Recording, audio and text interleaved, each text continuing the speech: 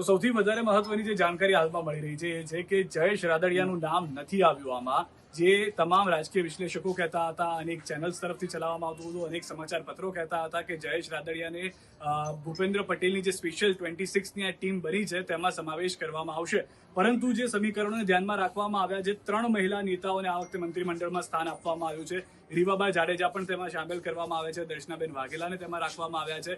સૌથી વધારે મહત્વની વાત એ છે કે જે ઓબીસી ફેક્ટર ધ્યાનમાં રાખવામાં આવતું હતું, 9 ઓબીસી મંત્રીઓ છે. સ્વરૂપજી ઠાકુર જે પહેલી વખત જીતીને આવ્યા, ગેનીબેનનો જે ગઢ હતો એ ગેનીબેનના ગઢમાં કાબડું પાડવામાં સફળ રહ્યા હતા, અને તેમાંનું એક શ્રેય જાય છે પ્રફુલ પાનસેરિયાને, કેમ કે તેઓ ત્યારના ઇન્ચાર્જ હતા. તો પ્રફુલ પાનસેરિયાને પણ રિપીટ કરી દેવામાં આવ્યા છે. પ્રફુલ પાનસેરિયા પણ તેમાં જ હશે. મંત્રીમંડળની અંદર કુલ જે 26 આવ્યા છે તેમાં સ્પષ્ટ કરી દેવામાં આવ્યું છે કે ટીમ સ્પેશિયલ 26 છે ભૂપેન્દ્ર પટેલની.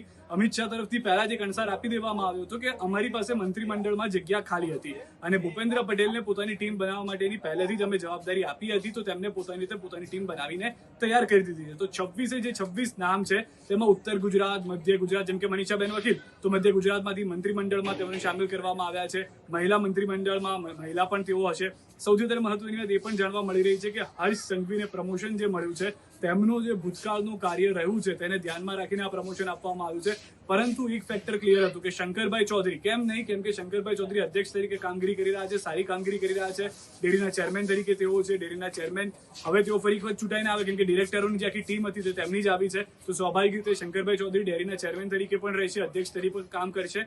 કનુભાઈ દેસાઈ, ઋષિકેશ પટેલ, પ્રફુલ પાનસેરિયા, તમામ લોકોને રિપીટ તે માટે પણ કરવામાં આવ્યા છે, કારણ કે તમામ લોકોએ ભૂતકાળમાં જે મંત્રાલયમાં રહીને કામ કર્યું છે તે સારું કર્યું છે. અર્જુન મોઢવાડિયા, જે એક્સપેક્ટેડ નામ હતું સૌરાષ્ટ્રથી, તે યથાવત રહ્યું છે. અર્જુન મોઢવાડિયાને જ્યારે લાવવામાં આવ્યા તો તે પહેલાથી જ વાતો વહેતી હતી કે ધારાસભ્ય પણ છે અને ધારાસભ્યની સાથે તેઓને મંત્રીમંડળની અંદર સામેલ પણ કરવામાં આવશે. જીતુ વાઘાણી, કે જે ભાવનગર પશ્ચિમથી આવે છે, પરસોત્તમ સોલંકી ભાવનગર ગ્રામ્યથી આવે છે, આ તમામ લોકોને તે માટે યથાવત રાખવામાં આવે છે, કારણ કે તેઓ એક વખત ફરી વખત સારા કામ કરી શકે અને સિનિયર નેતાની જે જરૂર હતી તે સિનિયર નેતા થઈ શકે. અને જ્યારે આવનાર વિધાનસભાની ચૂંટણી આવે તે પહેલા તમામ ઝોનને કવર કરવામાં આવે, જેમ કે નરેશ પટેલને લાવવામાં આવે છે દક્ષિણ ગુજરાતથી ફરી એક વખત, તો તેમનું પણ નામ તે માટે સામેલ કરવામાં આવ્યું છે કે તમામ ઝોનને રાખવામાં આવે. પરંતુ સૌરાષ્ટ્રમાં મંત્રીમંડળમાં સૌથી વધારે ભાર જોવા મળી રહ્યો છે. 9 મંત્રીઓ જે તે સૌરાષ્ટ્રમાંથી આવી રહ્યા છે.